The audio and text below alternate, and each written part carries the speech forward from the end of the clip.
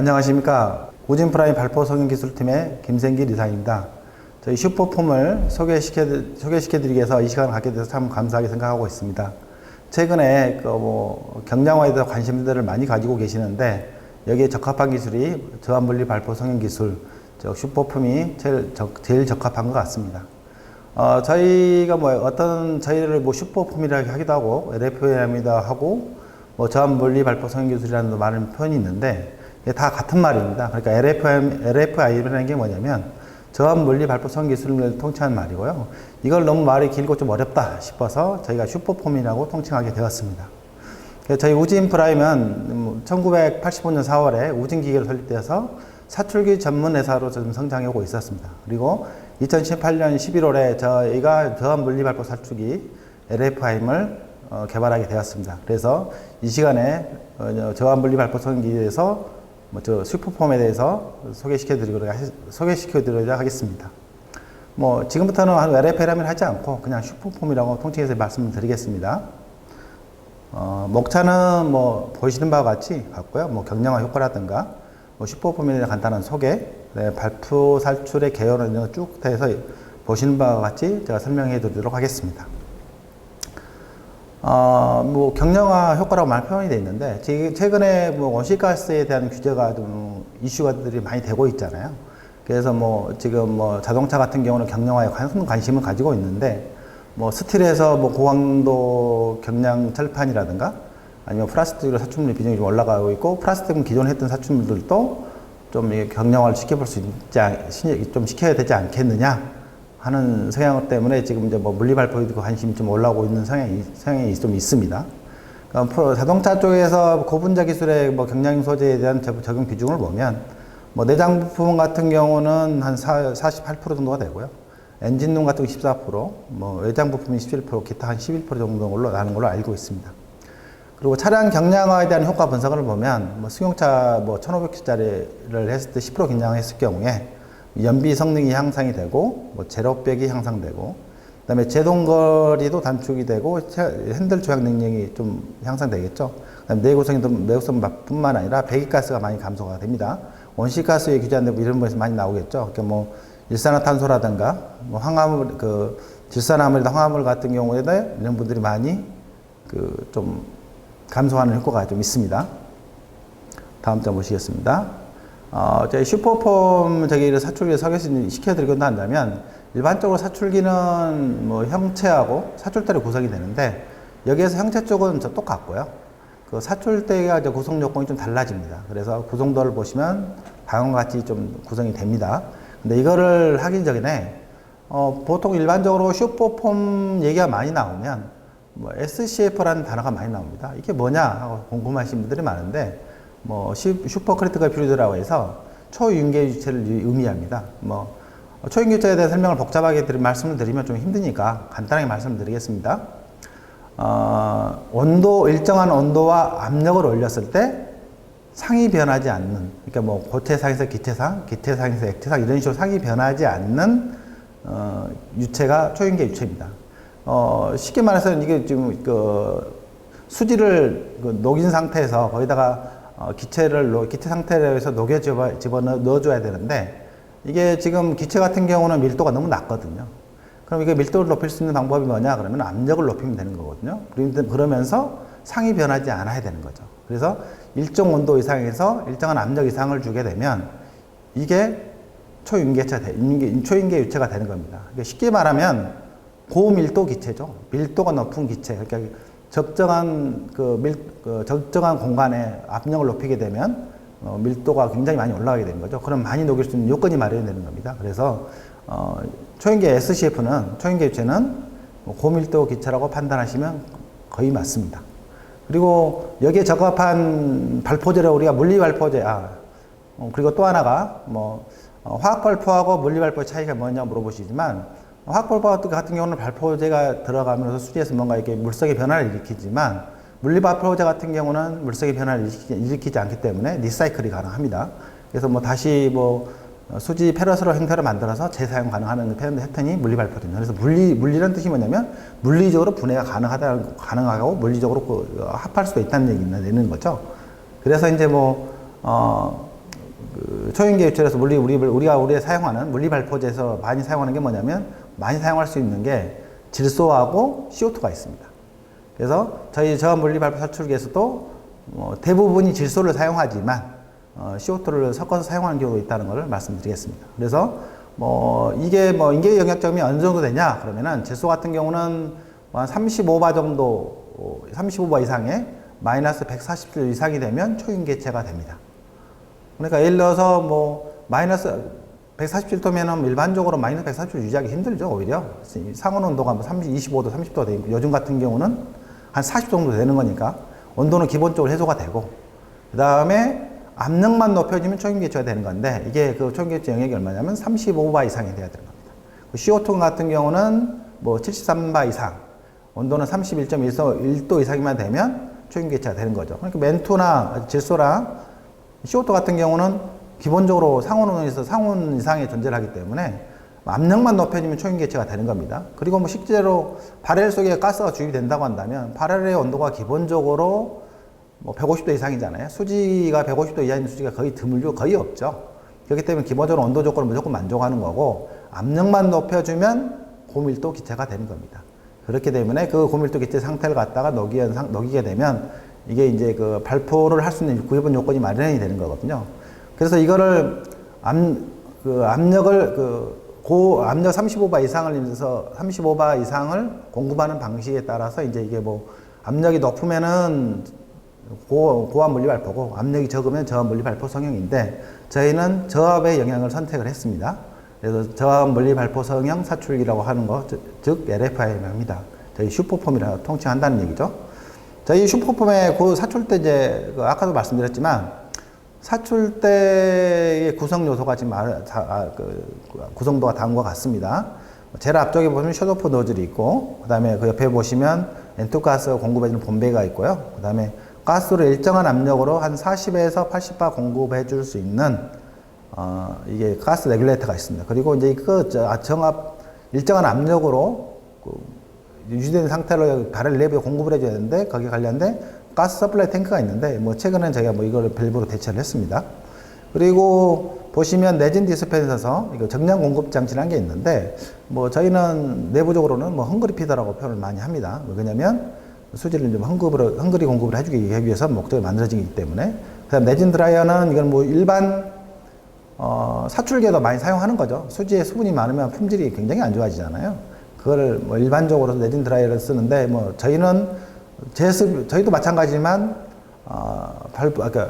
물리 발포 사출기도 마찬가지지만, 일반 사출기에서도 수분이 아주 제거가 많이 되는 게 좋죠. 습도가 낮을수록 좋은 거죠.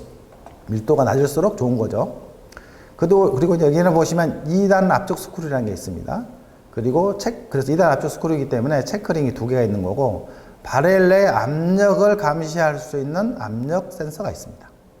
그래서 이게 가스 공급이 제대로 되고 있는지, 가스의 압력이 얼마나 유지되고 있는지를 감시해주는 장치입니다. 그래서 이걸 조금 설명을 좀 자세하게 드리자고 한다면, 그 셧오프 노즐 같은 경우는 우리가 압력을 이제 아까도 말씀드렸지만, 초인계 유체라는 게 뭐냐면 35바 이상이 돼야 되는데, 그 35바 이상 압력을 유지할 수 있어야 됩니다.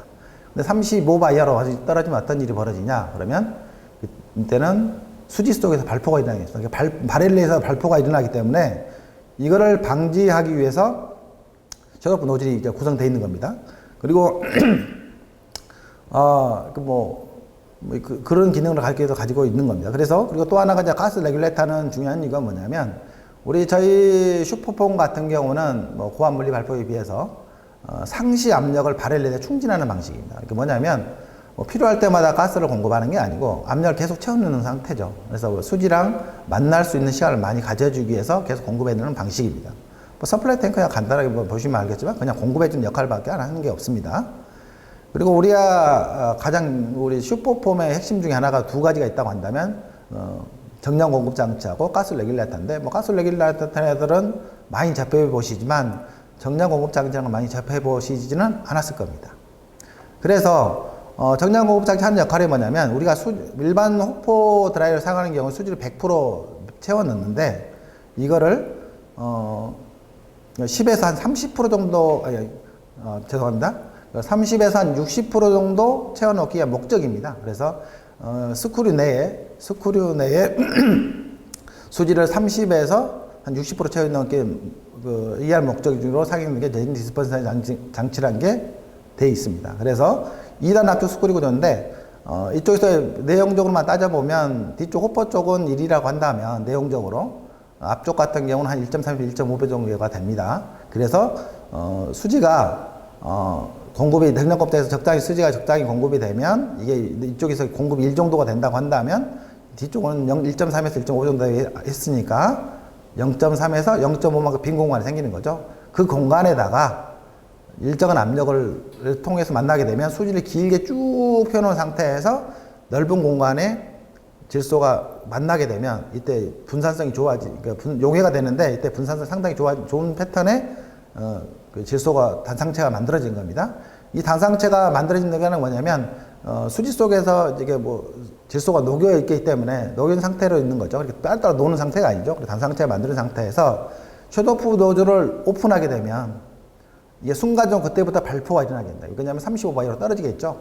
35바 떨어지면 금액 삽입이 되면서 발포가 일어나는데 수지 속에서 이제 기체 분자 운동, 질소의 분자 운동이 막 일어나면서 공간을 만들어준 겁니다. 그게 이제 우리가 흔히 말하는 셀을 만든다. 셀 사이즈를 통제한다. 이런 표현으로 되는 겁니다. 그렇게 함으로써 성형을 하는 방식입니다. 솔리사툴 같은 경우는 수지를 100% 채워놓고 거기에다가 양이 좀 부족할 것 같다 싶으면 부하까지 때려 넣지만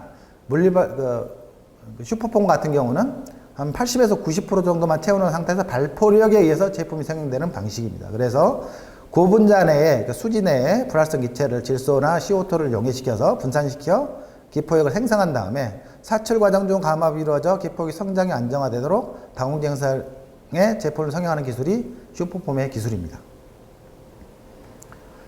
다음 이 부분은 좀 어려울 수도 있고 쉬울 수도 있는데 쉽게 생각하시고 접근하시면 됩니다. 그래서 이게 지금 물리발포제로 사용되는 게 뭐가 있냐면은 우리가 질소가 있는데 이 질소가 아주 이상기체랑 유사한 방식으로 움직이고 있습니다. 그래서 압축률도 보면 200바 이하인 경우는 3% 이하입니다.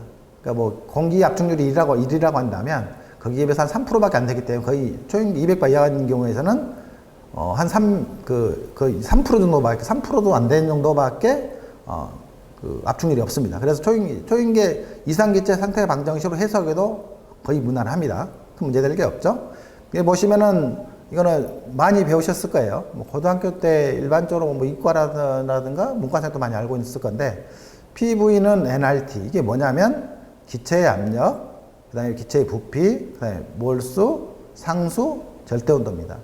이건 나머지 다 알고 있는데, 몰수에 대해서만 잠깐 설명을 좀 드리겠습니다. 몰수는, 분자량분의 무게입니다. 그러니까 분자량분의 무게라 했는데, 그 분자량이, 우리에서 사용되는 우리가 질소가 분자량 28g으로 일정합니다. 그럼 이거 왜 그러냐면, 저희가 한 99.9%, 3.9나 5.9 정도로 사용합니다. 근데 발포율에 따라 좀 차이가 있지만, 그 정도 사용하기 때문에 일정한 분자량은 똑같다고 보고, 결과적으로 보면 무게는 질소의 개수와 똑같습니다. 그래서 몰수는 질소의 개수다. 몇 개를 녹였느냐 이렇게 판단하시면 거의 맞습니다.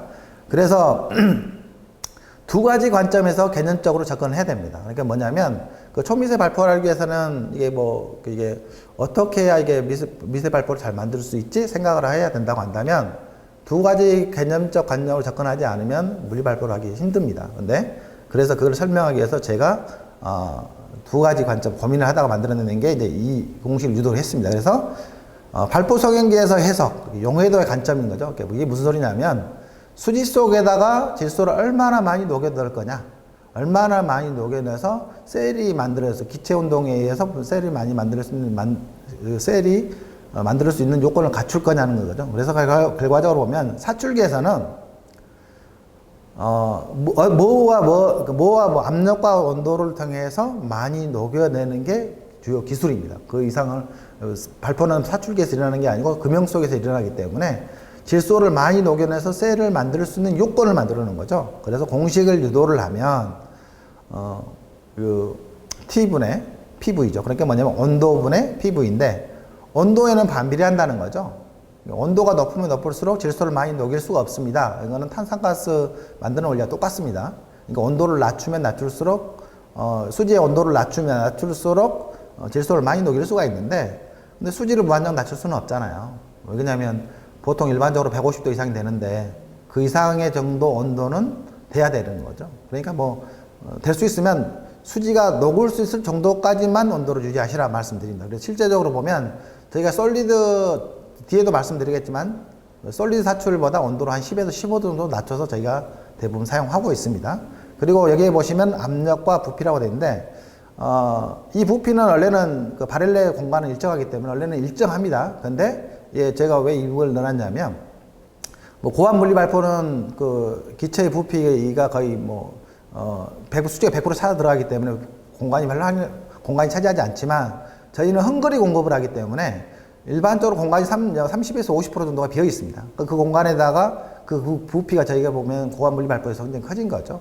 그래서 기체의 부피가 클수록 많이 녹는다는 거죠. 그리고 압력이 높을수록 많이 녹는 거죠. 저희는 실제적으로는 압력이 높을수록 많이 녹는다고 해서 100바, 120바 하면 좋지 않냐? 그렇지 않습니다. 저희는 부피라는 공간이 존재하기 때문에 저희는 보통 60바 정도 평균적으로 사용 많이 합니다. 거기에 발포율에 따라서 제품의 상태에 따라서 올리기도 하고 내리기도 하기도 합니다. 그래서 발포성에 대해서는 질소를 어떻게 해서 많이 녹일 거냐? 그러면 대부분 보면 온도는 한정적이니까 온도에서는 볼 수가 없고, 부피는 거의 일정하기 때문에 손댈 수가 없지만, 적절한 압력을 통해서 질소를 많이 녹일 수 있는 방법이 있습니다. 그리고 또 하나, 여기서 나오진 않았지만, 이 공식에 나오진 않았지만, 내부 증압, 압력 살짝 올릴 수 있는 방법이 있는데, 그게 뭐냐면 헝그리 공급을 통해서, 정량 공급장치를 통해서 이게 좀 내압을 살짝 올릴 수 있는 방법이 있습니다. 그 부분은 나중에 설명드리도록 하겠습니다. 금형 내 해석, 그러니까 셀 사이즈를 만드는 관점의 해석을 말씀을 드리겠습니다. 그게 뭐냐면, 이게 셧오프 저벌비를 여는 순간부터 그때부터 셀이 만들어지는데, 셀이 어떻게 만들어지냐가 중요합니다. 근데 이 셀이 뭐냐면 결과적으로 기체의 공간 부피잖아요. 그래서 부피로 해석하는 겁니다.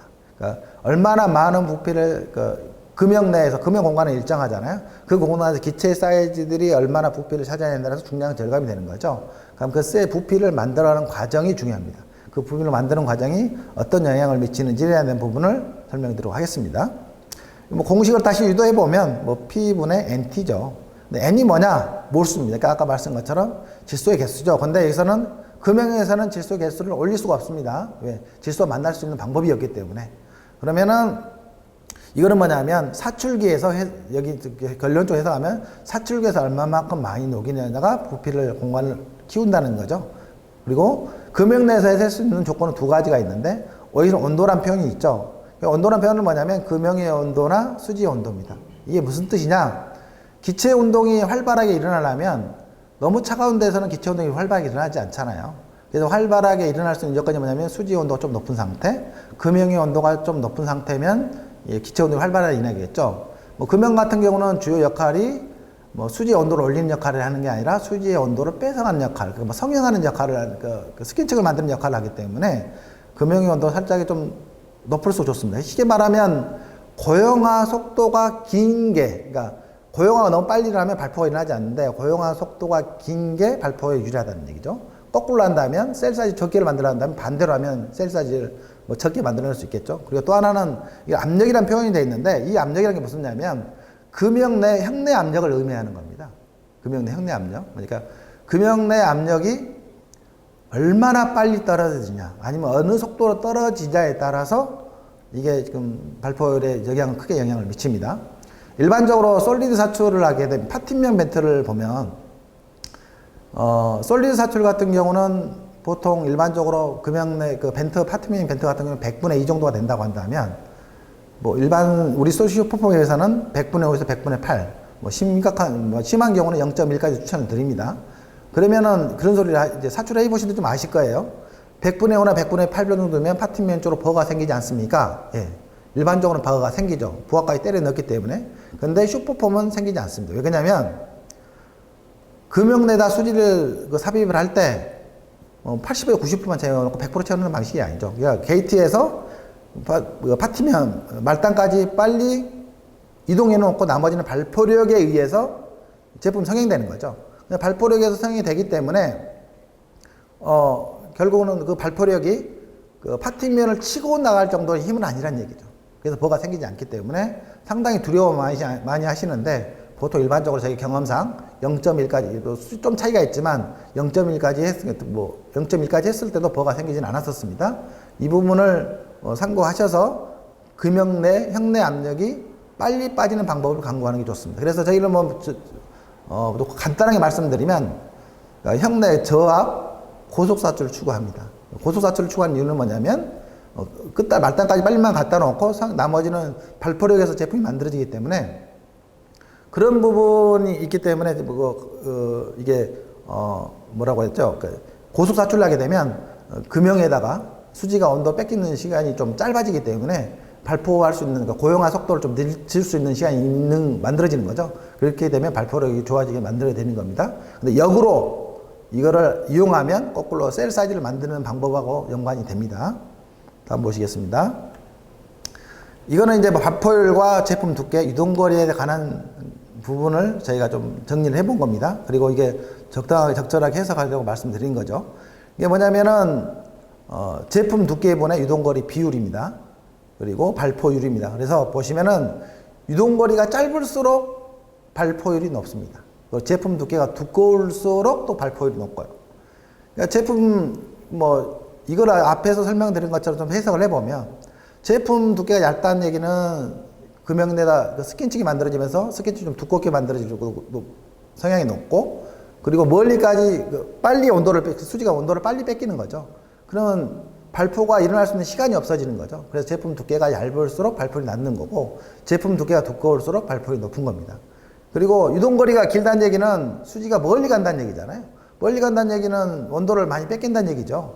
그리고 무슨 이유에서든 간에 감압되는 상태에 따라서 이런 부분에 영향을 미치는 것 때문에 제품 셀이 잘 안 만들어지고 발포율을 높일 수 없는 거죠. 근데 발포율이 높다고 해서 무조건 좋은 건 아닙니다. 왜냐면 셀 패턴에 따라서 제품이 적정히 만들어져야 한다는 얘기인 거죠. 그래서 적정한 게이트 간 거리들이 중요하기 때문에 이 부분을 만들어 놓은 겁니다. 근데 참고적으로 말씀을 드리면, 저희 같은 경우는 제품 두께가 한 1.5T에서 3.5T라고 한다면, 게이트 간 유동거리를 저희는 보통 R 반경으로 따졌을 때, 한 50에서 한 125mm 추천합니다.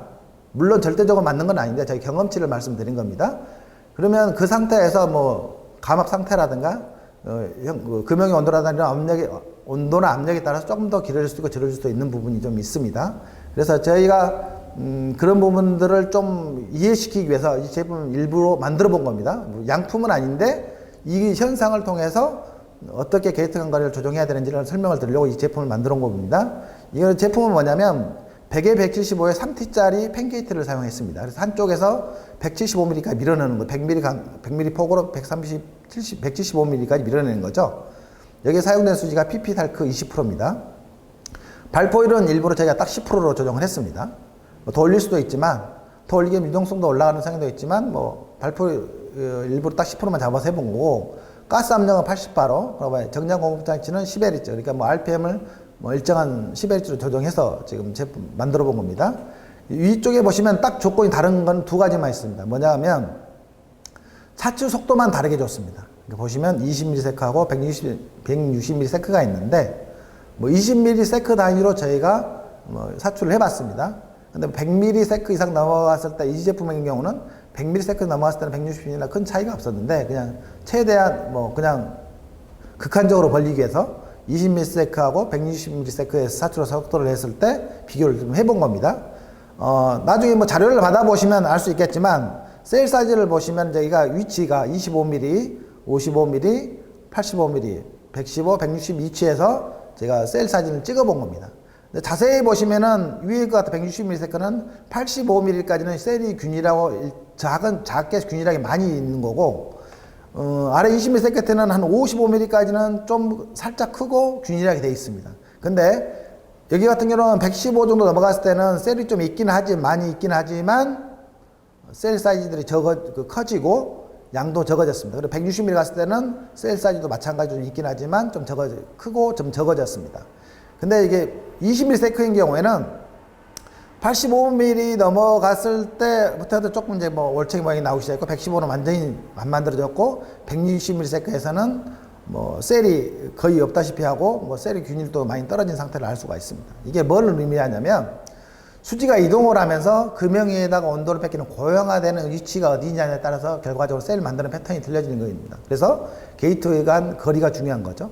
그리고 이제 이게 이제 뭐 그때까지 갔을 때는 말단 부위까지 갔을 때는 파팅면이 있는데 감압이 빨리 이루어지는데 그 부분까지 어떻게 갈 거냐가 제일 중요한 거거든요. 이제 그런 부분들이 영향을 미친다고 말씀을 많이 드린 겁니다. 그래서 아까도 말씀드린 것처럼 게이트 간 거리가 결과적으로 수지의 유동성하고 온도에 감압되는 데 영향을 많이 미치고 있습니다. 그래서 사출 속도는 셀의 밀집도를 올려주고 실제로 밀집도 올릴 수는 없습니다. 왜냐하면 아까도 말씀드렸지만 용해도가 많이 올라가지는 않거든요. 왜냐하면 금형내에서 올라가지는 않는데 금형에서 만들어질 때 다 수지 속에 숨는 겁니다. 이게 못 만들어지고 고형화 온도 이하로 떨어졌기 때문에 이 숨어서 발포가 못 되는 상태인 거죠. 그래서 셀의 밀집도나 수량은 변하지는 않는데 원래는 살포를 해보면 사출속도 높을수록 셀의 밀집도 올라가고 셀 사이즈는 적어지고 수량은 올라갑니다. 그리고 스킨층은 좀 적어지고 셀의 형성 유동거리가 길어진다는 부분이 있습니다. 이거를 적절하게 해석하는 방법에 따라서 셀 사이즈를 만들 수 있다는 걸 알려드리기 위해서 셀 사이즈를 만들어 본 겁니다.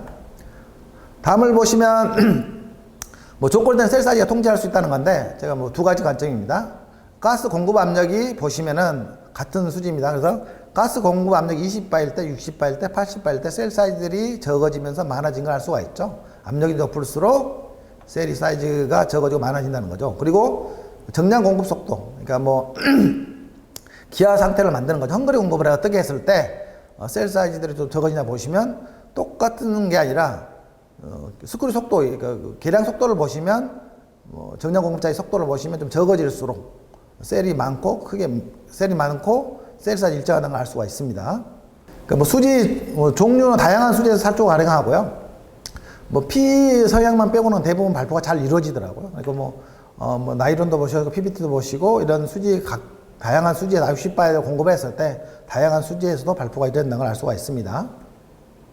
그러니까 사출 공법에는 4가지 공법이 있는데 뭐 일반적으로 저희가 많이 해봤던 것들은 뭐 쇼샷, 풀샷 공법이 있는데 뭐 쇼샷하든 풀샷은 거의 의미는 거의 같습니다. 근데 쇼샷 같은 경우는 수지를 좀 적게 집어넣는 거, 풀샷 같은 경우는 거의 97%, 95% 정도 밀어넣어서 발포를 만드는 성향이 있습니다. 그래서 미세셀을 원하는 경우는 뭐 풀샷을 많이 하시면 되고요. 그 다음에 중량 절감을 많이 하고 싶다 그러면 쇼샷을 하시면 됩니다. 일반 금형에서 해볼 수 있는 공법입니다. 그리고 코어백하고 CPM 공법은 이거는 발포 전용금이라 보시면 됩니다. 코어백 같은 경우는 뭐 4mm까지 해서 100% 채우는 상태에서 2mm 정도, 뭐 3mm 정도 벌리면은 발포가 일어납니다. 그 공간이 발포력에 의해서 채워지는 거죠. 이제 코어백 공법이라는 건데 20에서 60% 정도 합니다. 근데 저희가 4T에서 한 12T까지 해본 적도 있습니다. EPS 같은 경우는 뭐 다 그런 건 아닌데 EPS는 특히 발포가 잘 되더라고요.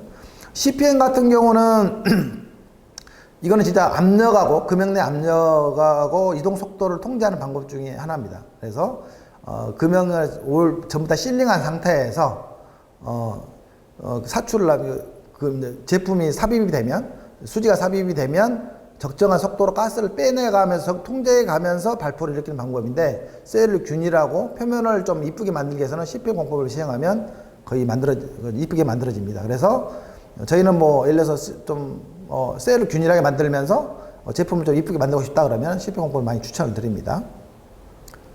다음은 아까 전에 앞에서 말씀드린 거랑 다 똑같습니다. 그래서 뭐 이건 쇼샷 공법에 대한 설명, 그 다음에 풀샷에 대한 공법을 좀 읽어보시면 됩니다. 그리고 코어백에 대한 부분도 읽어보시면 되고요. 이 부분은 좀 아까 설명드렸지만 다시 한번 설명을 드리면 이 마우스를 보시면은 처음에는 코어 벤트를 코어 쪽에다가 가스를 공급할 수 있는 홀을 만들어서 여기다 가스를 공급합니다. 그러면 먼저 가스를 한 10에서 15바 정도, 뭐 10에서 30바 정도인데 보통 저희는 한 15바 정도 적당하더라고요. 가스를 공급을 하죠. 금액 내다가. 그 상태에서 수지를 인젝션 합니다. 인젝션을 한 상태에서 인젝션 하면서 수지가 적당한 대항을 하면서 가스가 대항을 하면서 빠져나가게 만드는 겁니다. 그러면 셀들이 이런 식으로 쭉 빠져나가면서 셀이 균형이 만들어지는 거고 제일 나중에는 그 공간에 또 에어 에젝팅을 통해서 그 제품을 추출하는 방법도 만들어내고 있습니다. 뭐 슈퍼폼의 특장점을 좀 말씀드리면 뭐 가장 아까 말씀드렸던 것처럼 중량 감소하고 뭐 이게 강도를 어떻게 유지할 거냐 이 부분이 있는데 이 부분을 보시면 대부분 스킨층에서는 강도를 유지하는 효과가 있고요. 코어층에서 그러니까 발포층에서는 셀을 만드는 효과가 있습니다. 만들어내는 중량 감소를 하는 부분이 있습니다. 그래서 뭐 저희가 보면 20, 30마이크로 셀까지 만들어 봤는데 일반적으로 100마이크로 이하를 갖다 초미세 발포라 많이 표현을 하거든요. 근데 저희는 보면 한 30에서 60% 정도, 30에서 60마이크로 정도 셀들이 많이 만들어지더라고요. 그래서 뭐 셀을 좀 아주 뭐 2에 30마이크로 이런 것 같은 경우는 그 풀샷 공법이라 보시면 거의 맞습니다.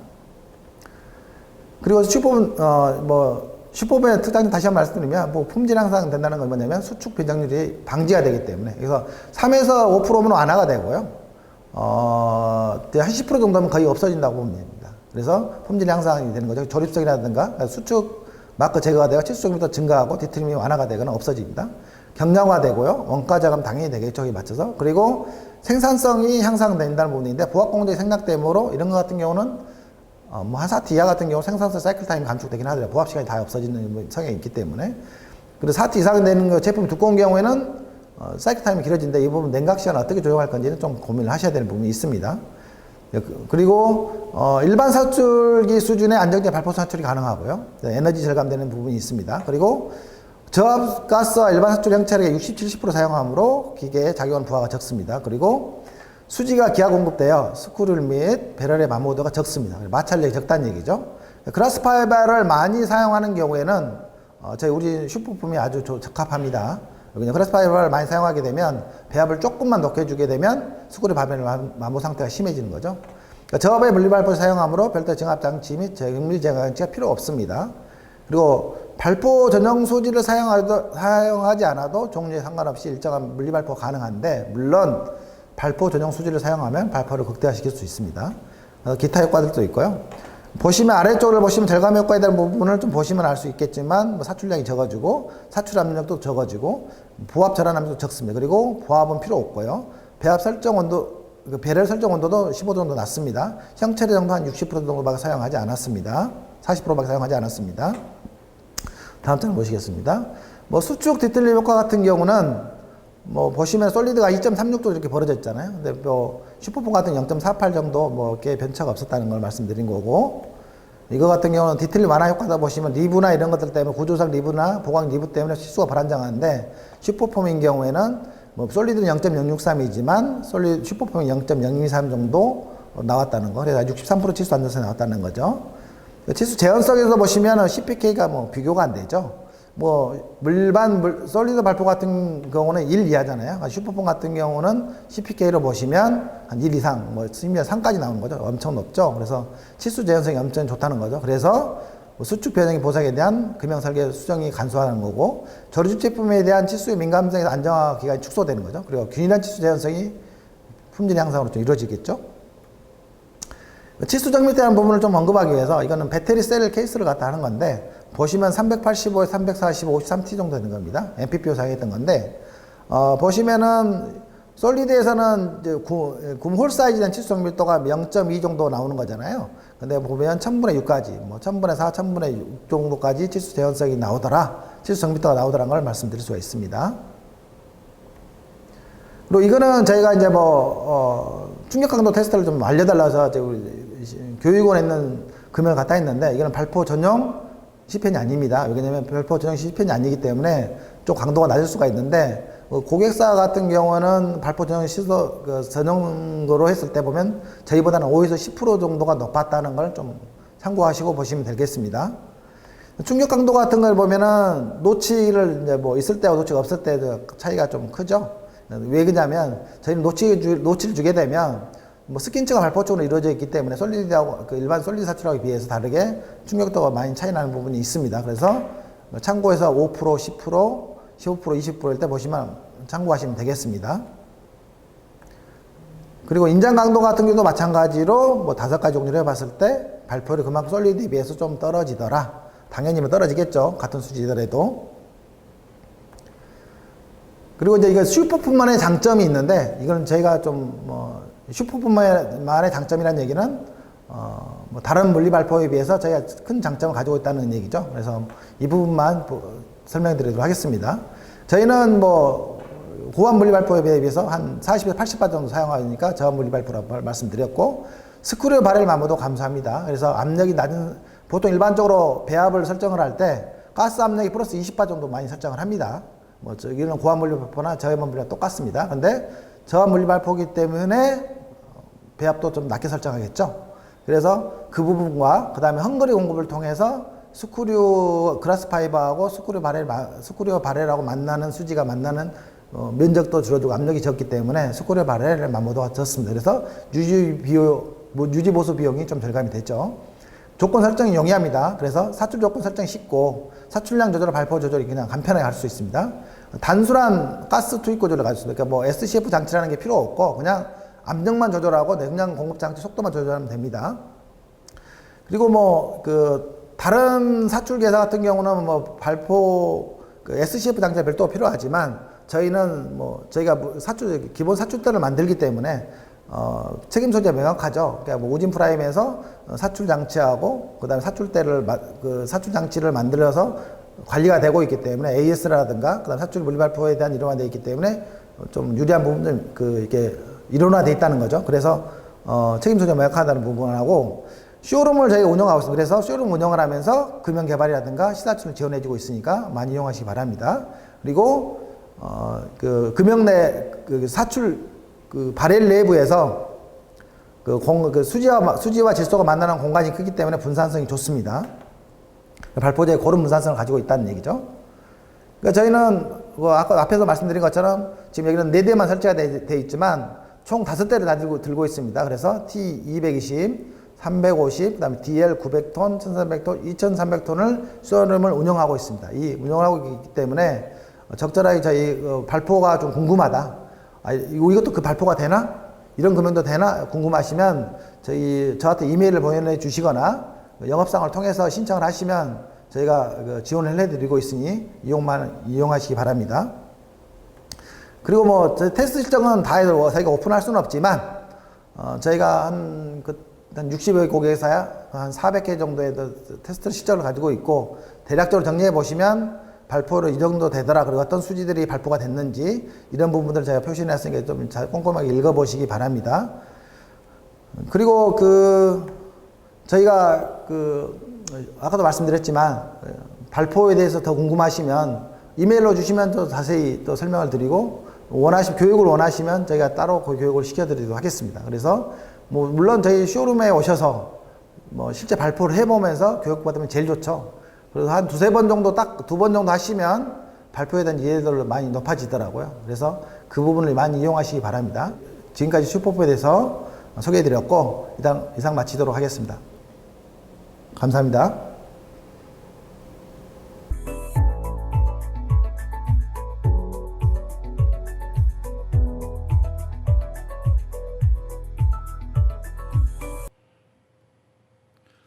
지금 Q&A 시작하겠습니다. 저는 부설연구소 발포성형기술팀의 김생길 이사입니다.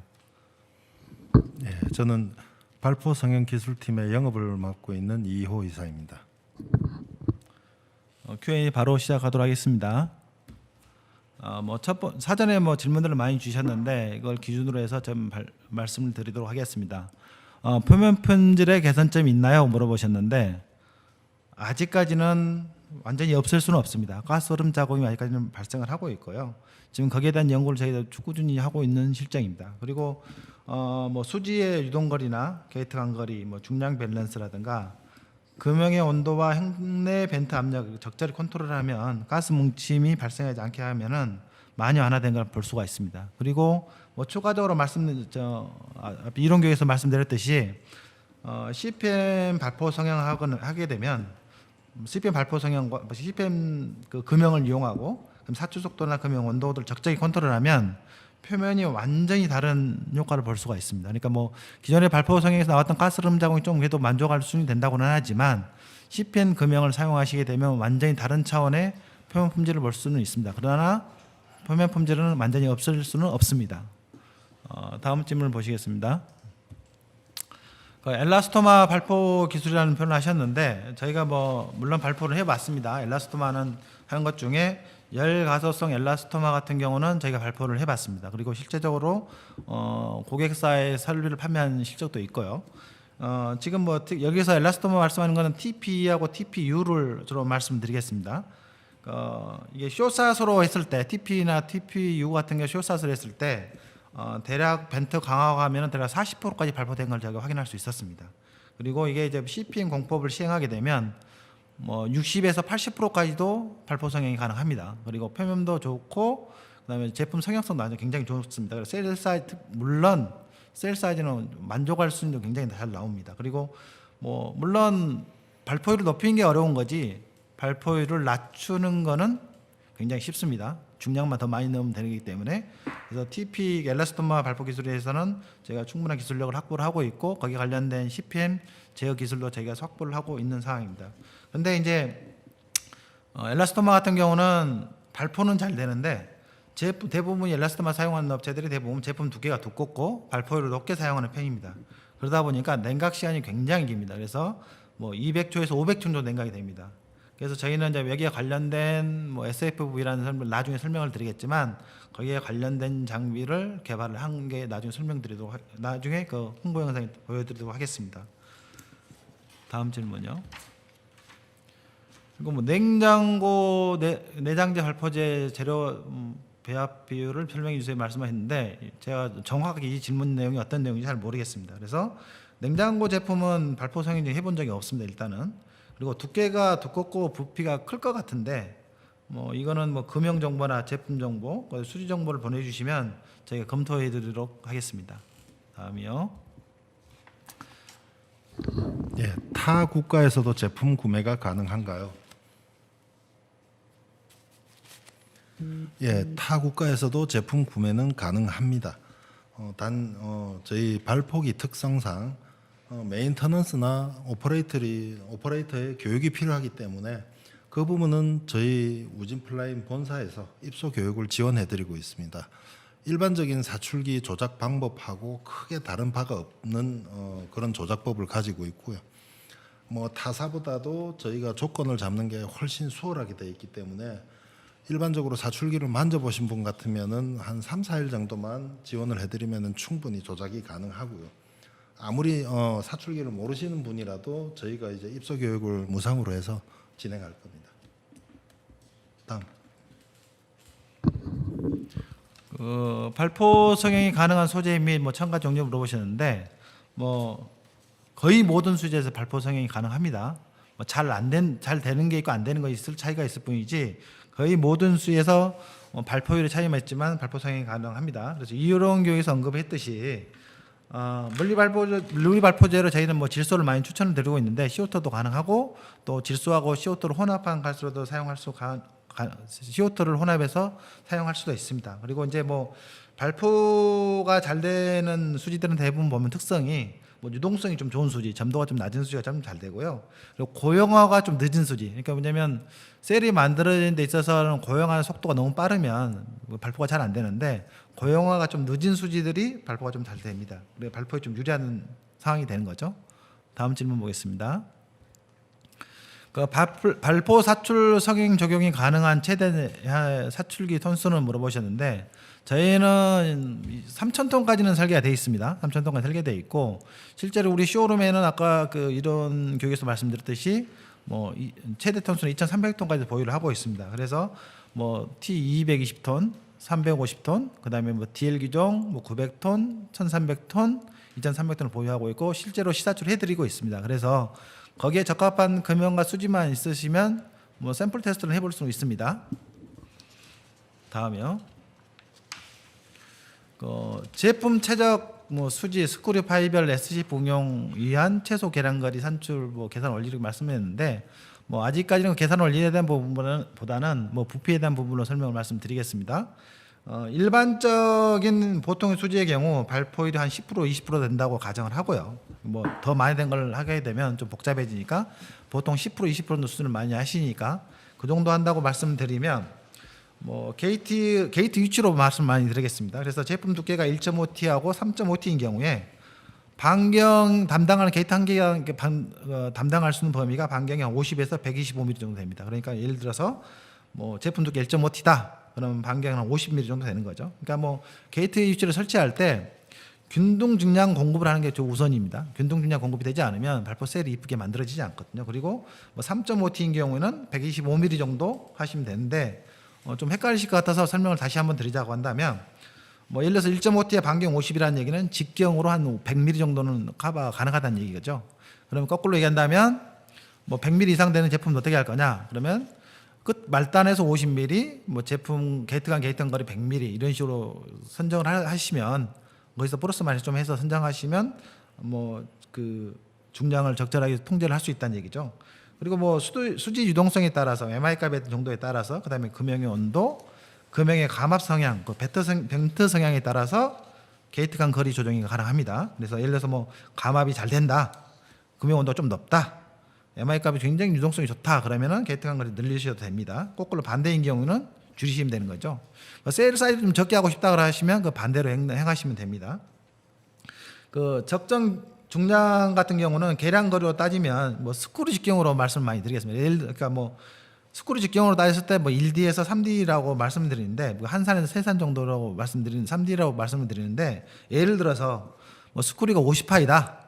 그러면 계량 거리 한 50에서 150mm 정도가 적정한 양산한데 적합한 이게 발포 중량입니다. 그리고 샘플링 같은 경우는 뭐 0.5D로도 가능합니다. 그러니까 뭐 25mm도 중량이 가능한데 50파이 스크류 50파인 경우에는 근데 양산에는 조금 문제될 수가 있습니다. 그 이유가 뭐냐면 일반 솔리드 사출기도 마찬가지지만 수지가 너무 조금밖에 사용하지 않으면 체류 시간이 길어지고 그러면 거기로 인한 수지의 물성 변화가 좀 생기거든요. 그런 불량 때문에 좀 문제가 될 수가 있습니다. 그래서 수지에 대한 그 부분은 뭐 최소 중량은 적정으로 추천한 중량은 1D에서 한 3D 정도라고 보시면 거의 맞습니다. 이상으로 Q&A를 마치도록 하겠습니다. 감사합니다.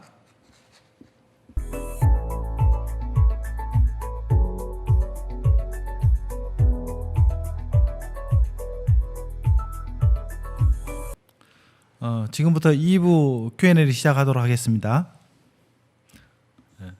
발포 사출 시 고온의 고압이 필요한데 금형에 직접 열과 압력을 가해서 성형하나요? 제가 보기엔 이 질문이 조금 이해가 잘 안 되는데 아마 이거는 화학 발포에 대한 설명을 좀 하시는 것 같습니다. 그래서 뭐 자꾸 발포의 종류 여러 가지가 있는데 뭐 화학 발포하고 물리 발포에 대한 설명을 좀 해드리도록 하겠습니다. 화학 발포 같은 경우에는 두 가지 방식이 있습니다. 일반 사출기에다가 수지에다가 그 이제 뭐 화학 발포제를 넣어서 사출해서 성형하는 방식이 하나 있고요. 또 하나는 화학 발포 전용 사출기라고 해서 그 뭐라고 할까요? 그러니까 실을 만들어서 화학 발포제와 실을 그래서 수지 속에 그 화학 발포제 섞어서 실을 만들어서 금형 내다가 넣은 상태에서 가압하고 고온으로 가열하는 상태에서 제일 마지막 순간에 감압을 해서 발포하는 방식이 있습니다. 그게 대부분이 화학 발포 방식은 이 두 가지로 많이 이루어집니다. 그래서 뭐 화학 발포 같은 경우는 그 수지의 물성 변화에서 리사이클이 힘듭니다. 그리고 뭐 리사이클이 잘 안 되는 것도 있지만 거의 대부분이 안 된다고 보시면 되고요. 물리 발포 같은 경우는 리사이클이 가능한 친환경 공법입니다. 이게 무슨 소리냐면 그러니까 수지에다가 그 질소를 섞어 용해시켜서 이거를 이제 뭐 금형에다 사출하는 방식으로 해서 금형에 사출하는 방식으로 사출을 발포를 일으키는데 대신에 이게 사출하고 나서도 다시 용융을 시켜서 페럿을 만든 데서 다시 사출을 하게 되면 재사용이 가능한 리사이클이 가능한 친환경 공법입니다. 그리고 뭐 다시 한번 말씀드리지만 이거 같은 경우는 금형에 열과 압력을 가하지 않습니다. 열과 압력은 발열에만 이루어지는 거죠. 다음 질문 보겠습니다. 납축 전지 배터리 케이스 사출 가능 여부를 물어보셨는데 실제로는 저희는 납축 전지 배터리 케이스로 사출한 건 아니고 원통료 셀 케이스라든가 뭐 파우치 타입 각형 배터리 케이스 수지 사출 이력이 있습니다. 그리고 뭐 실제로 발포가 특별한 수지가 아닌 이상은 납축 전지 배터리 케이스도 사출이 가능합니다. 그리고 뭐 이걸 조금 아마 납축전지 같은 경우는 아마 조립을 대부분 케이스하고 이 상판 더번역 케이스에서 조립성에 문제가 있어서 아마 이렇게 물어보신 것 같은데 뭐 솔리드 사출 같은 경우는 변형을 해서 뭐 조립성이라든가 기밀성이 좀 떨어지는 부분이 좀 있을 거예요. 그래서 이거를 발포 사출을 하게 되면 좋아질 거냐 판단하신다면 거의 맞습니다. 발포율이 한 5%에서 10% 정도만 되면 뭐 변형이라든가 뒤틀림이라든가 뭐 치수 정밀도들이 좋아져서 뭐 조립성이라든가 기밀성이 좋아집니다. 그래서 배터리 케이스는 사출이 가능합니다. 발포 성형 사출이 가능합니다. 다음 보시겠습니다. 뭐 금형 HRB, CRB 뭐 다케비트 사용 시 중량 편차 최소화하는 방법에 대해 물어보셨는데 실제적으로는 저희는 뭐 하트러너 금형을 추천을 드립니다. 홀드러너에서 중량 편차를 맞추는 것은 쉽지 않습니다. 저희가 보시면 하트러너를 사용하셔야 그래도 그나마 중량 편차를 맞출 수 있는 방법들이 있습니다. 뭐 넥캐비티까지도 해봤는데 넥캐비티에서도 한 120g에서도 한 2, 3g 정도 차이의 편차를 발생했지만 뭐 그 솔리드 그 물성을 활용해서 그러니까 하트러너의 장점이 물성 적절하게 캐비티가 분선되는 런너 쪽의 온도를 이용해서 MI값을 이용해서 중량 편차를 맞추는 경우가 있었습니다. 그래서 뭐 캐비티 간 중량 편차가 발생한 주요 원인이 있습니다. 그래서 왜 홀드러너보다는 하트러너를 하는 게 유리하다고 말씀을 드리냐면 뭐 게이트 크기라든가 그러니까 수지의 유동성, 뭐 캐비티 간 벤트 성향, 형내 감압 조건에 영향을 미칩니다. 그래서 형내 감압 조건이 잘 안 되고 게이트 크기가 크거나 좀 적거나 하면 중량 밸런스가 공급되는 양이 틀려지고 캐비티 간의 형내 감압 조건이 틀려지면은 또 받아들이는 양이 틀려지기 때문에 이게 좀 밸런스가 맞추기 쉽지 않죠. 그래서 수지의 유동성을 조절한다고 해도 이게 형내 감압 조건이 틀려지면 발포 중량을 맞추기가 쉽지 않습니다. 그래서 하트러너를 추천을 드리고 그다음에 하트러너 온도를 조정해서 수지의 유동성, 중량의 밸런스를 맞추시면 그 중량 밸런스를 캐비티 간 중량 밸런스를 맞출 수가 있습니다. 그리고 뭐 예를 들어서 한다면 저희가 그 두 캐비티에서 1,200g을 각각 1,200g을 개량 사출을 했을 때 중량 편차는 뭐 10g 이내에 거의 들어왔었습니다. 그래서 뭐 대략 평균적으로 5에서 6g 정도 편차가 났었고요. 나머지 뭐 몇 차례 편차 어쩌다 한 번씩 막 200개 정도, 300개 정도 찍었을 때 뭐 한 10g 정도 차이 나는 게 하나 정도 나올 정도 있었으니까 프로테이지로 따지면 한 1%도 안 되는 거죠.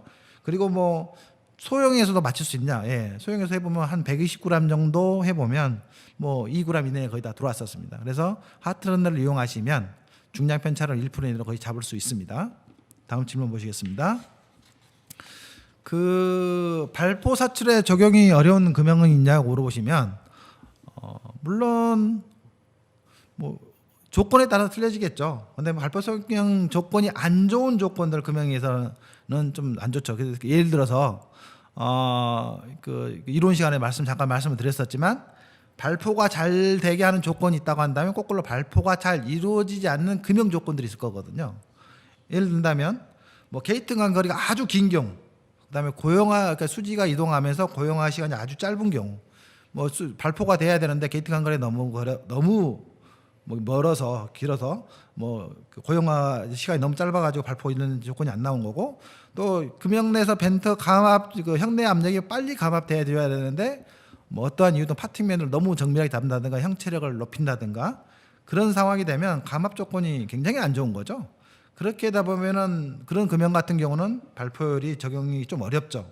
그리고 제품의 두께가 너무 얇은 경우, 뭐 한 1mm라든가 뭐 이런 경우에는 발포가 좋은 건 게이트 간 거리가 길고 뭐 제품 두께 너무 얇다 그런 금형들 같은 경우는 좀 금형 적용이 좀 어렵죠. 그리고 뭐 이거는 뭐 금형보다는 수지에 관한 부분인데 수지의 유동성이 너무 안 좋은 경우 그런 경우도 발포가 잘 안 이루어집니다. 그래서 수지가 MI 값이 좀 좋아서 멀리까지 가고 그런 금액도 잘 되는데 제품이 두께가 얇더라도 멀리까지 갈 수 있고 감압이 잘 되면은 발포가 잘 될 수가 있는데 그런 경우에도 잘 안 됩니다. 그리고 뭐 이거는 뭐 금형의 조건의 부분인데 금형의 온도가 너무 차가운 경우, 이거는 뭐 결과적으로 보면 수지에 뭐 고용화 시간을 할 수 있는 고용화 시간이 너무 짧다 보면 발포가 잘 이루어지지 않겠죠. 그러니까 뭐 제가 아까 그 이론 전에 뭐 이론에 설명드렸듯이 발포 성형의 개념적 접근법, 금형 내에서 해석해서 뭐 셀 사이즈 해석하는 관점에서 접근했던 부분처럼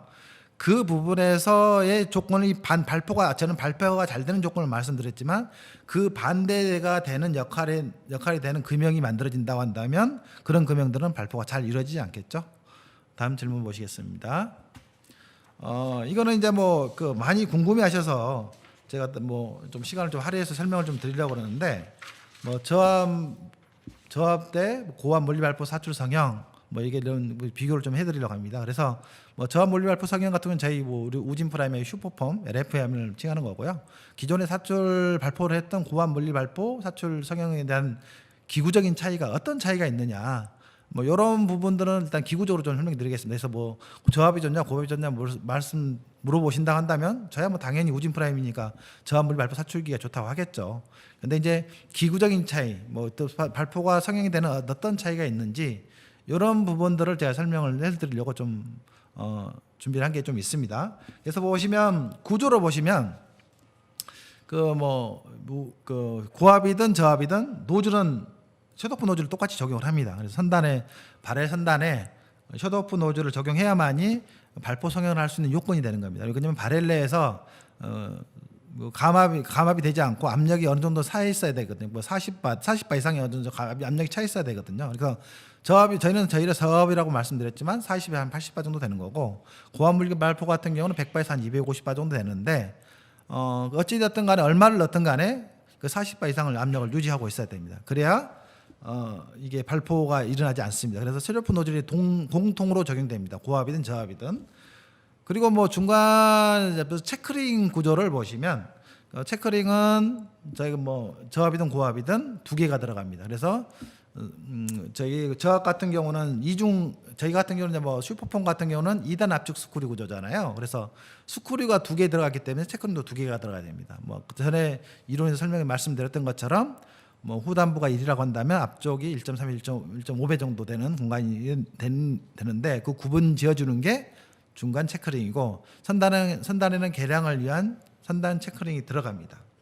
그리고 뭐 고압 같은 경우는 고압 발포 사출 같은 경우는 뭐 체크링이 두 개가 들어가긴 하는데 거기에는 구성이 어떻게 되냐고 하냐면 스크류가 믹싱부 구조하고 스크류 구조, 그러니까 일반 스크류 구조가 똑같이 적용이 됩니다. 그래서 일반 스크류 구조에서 중간에 체크링이 하나 들어가고 왜냐하면 이제 실링을 유지하는 체크링이 들어가야 되거든요.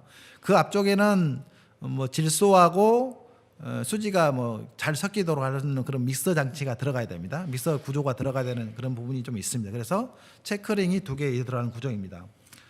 지금부터 말씀드린 거는 이제 좀 차이가 나는 부분이 있는데 이제 차이 나 있는 부분은 뭐냐면 스크류 디자인 같은 경우도 차이가 있습니다. 제가 방금 전에 말씀드린 것처럼 2단 압축 스크류 구조입니다. 그런데 2단 압축 스크류 구조라면 뭐 스크류가 따로따로 뭐 되는 거 아니냐 이런 말씀하시는데 그렇지 않습니다. 저희는 스크류가 두 개를 갖다 직렬로 이어붙인 구조입니다. 그래서 계량 모터로 돌릴 때 스크류를 돌게 되면 동시에 선단과 후단이 같이 돌아가게 되어 있습니다. 그런 구조로 일체형으로 구조는 되어 있는 거고요. 그리고 믹스오일 같은 경우는 뭐 아까 전에도 말씀드렸지만 믹싱부하고 1단 스크류 그래서 일체형으로 되어 있는 것 마찬가지로 일체형으로 되어 있습니다. 이제 이거는 뭐 가장 큰 차이 나는 방법 중에 하나인데 바렐레 가스를 공급하는 방식이 차이가 큽니다.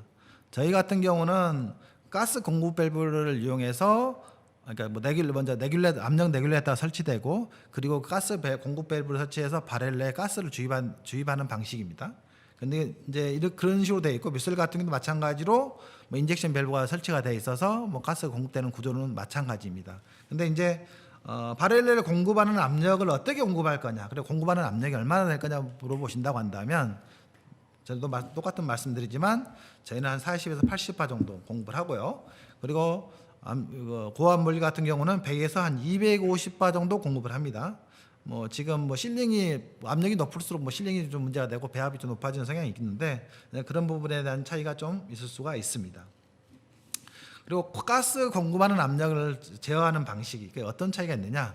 저희 같은 경우는 정밀 레귤레이터를 사용해서 일반적으로 압력을 1차 본배에서 들어오는 압력을 1차적으로 뭐 40에서 80바, 우리 평균적으로 60바 정도를 많이 사용하고 있습니다. 그래서 40에서 80바 정도 레귤레이터 압력만 시켜서 공급하는 방식입니다. 아까 말했습니다. 가스 공급 밸브 통해서 바렐레에 공급하는 방식입니다. 그리고 뭐 고압 물리 발포 같은 경우는 고압 제어 부스터가 필요하고요. 거기에 대한 정밀 제어 장치가 필요하죠. 그리고 SCF 여기 말한 것처럼 SCF 가스가 뭐냐 물어보면 저희 우진 프라임도 SCF 가스를 사용하는 거고 왜 40바 이상이 되면 35바 이상이 되면 SCF 가스가 되는 거니까요. 마찬가지로 고압 물리 발포도 SCF 가스를 사용합니다. 그리고 뭐 가스 용해하는 방식이 여기서 좀 차이가 큽니다. 이 부분에 가스를 어떻게 용해할 거냐. 그러니까 바렐 내부에서 질소 가스를 그러니까 뭐 질소나 CO2를 바렐 내부에서 수지에다가 어떻게 용해할 거냐. 이게 이제 주요 관건입니다. 그래서 이 부분에 따라서 이제 뭐 분산성이 좋아지냐 안 좋아지냐, 수지가 잘 섞이냐 안 섞이느냐 이런 부분도 다 결정이 나는 부분이거든요. 저희 슈퍼폼 같은 경우는 바렐레에다 압력을 상시하는 상시 충합 방식입니다. 그러니까 뭐냐면 아까 그 이론 교육에서 빈 공간을 만들었다고 했잖아요. 빈 공간을 만들고 수지를 넓게 펴놓은 상태에서 가스를 상시 충합해 놓은 방식이기 때문에 계량한 만큼만 들어가고 최고의 포화도를 유지한 상태에서 계량한 만큼만 들어가는 방식입니다. 그래서 그렇기 때문에 저희가 발포의 그 분산성이 상당히 좋습니다. 이 부분은 뭐 계량 뭐 제어 조건에 따라 좀 차이가 있긴 하지만 어찌됐든 그 넓은 면적에서 만날 수 있는 공간이 있기 때문에 상당히 분산성이 좋습니다. 그리고 이제 뭐 고압 물리 발포 같은 경우는 질소를 계량한 다음에 강제 압입하는 방식입니다. 그러니까 뭐냐면 강제 압입이 되다 보니까 계량 속도 너무 빠르면 믹싱이 잘 안 될 소리가 있죠. 근데 이제 강제 압입 방식이다 보니까 이게 뭐 그 제어들이 좀 정밀하게 잘 이루어져야 되고 조건이 좀 틀어지면 발포하는데 문제가 좀 있을 성향이 좀 있긴 합니다. 그리고 이제 뭐 그 수지 건조 및 공급 방식을 보면 저희 같은 경우 이제 뭐 양쪽 다 호퍼 드라이어를 사용합니다. 그러니까 고압이든 저압이든 호퍼 드라이어는 기본적으로 사용하죠. 왜 그러냐면 수지 속에 수분이 많이 함유되어 있으면 뭐 품질에 완전히 뭐 실버 스트릭이라든가 뭐 이런 것들이 많이 문제가 발생하죠. 그 제품의 품질에 영향을 미치는 거죠.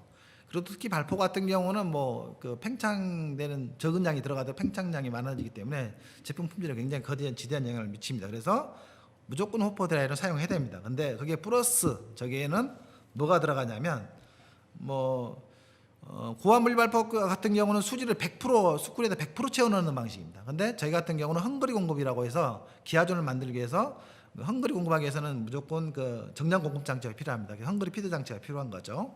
그래서 수지를 뭐 30에서 50% 정도만 충진해서 빈 공간을 만들어주는 방식입니다. 그리고 뭐 스크류 수지 공급 방식에 있어서 뭐 이 부분 방금처럼 설명을 드렸지만 뭐 헝그리 공급 계량에서 저희 같은 경우는 가스 접촉 면적 굉장히 넓혀준 거고 고압 물리 발포 같은 경우는 100% 충전 계량 방식입니다. 또 배합을 보시면은 이게 왜 중요하냐면 계량 사이클하고 계량 시간하고 좀 영향이 있기 때문에 이 부분은 좀 언급을 해야 됩니다. 왜냐하면 가스 압력에다가 한 20바 정도를 배합량을 줍니다. 그래서 제가 예를 들어서 우리가 한 60바 정도 가스를 공급한다. 그러면 배합을 한 80바 정도 두는 거고요. 고압 같은 경우는 뭐 한 100바 이상이니까 100바 최소압이 100바면은 플러스 한 120바 정도는 줘야 되는 거죠. 그러니까 이게 그럼 왜 영향을 미치냐? 일반적으로 발포 성형이 아니라 일반 솔리드 사출을 해보신 분들은 다 아실 거예요. 뭐 한 1바 정도에서 1바 배합 좋은 상태에서 계량하는 시간하고 5바 정도에서 줘서 배합을 줘서 계량을 하면 시간이 대략 한 1.3배에서 1.5배 정도 차이 납니다. 무슨 얘기인지 아시겠죠? 그러니까 뭐냐면 배합이 높을수록 계량 시간이 길어진다는 거죠. 배합이 길어지게 되면 뭐 계량 사이클 타임에 영향을 미치는 부분이 있기 때문에 뭐 그런 부분들에 대한 부분은 계량 속도에 좀 영향을 미칠 수밖에 없고, 그러면 계량 시간이 너무 길어지다 보니까 고속으로 돌릴 수밖에 없게 되거든요. 고속으로 돌리다 보면 믹서나 이런 문제가 발생할 소지가 좀 많고요. 그리고 저희 같은 경우는 계량 모터를 DL 기종 같은 경우는 뭐 계량용 전동 모터를 사용하고 있기 때문에 뭐 현계중 계량이나 이런 것들을 통해서 계량 사이클 타임을 줄 수 있지만 뭐 계량 시간도 배합이 적기 때문에 굉장히 좀 빠릅니다.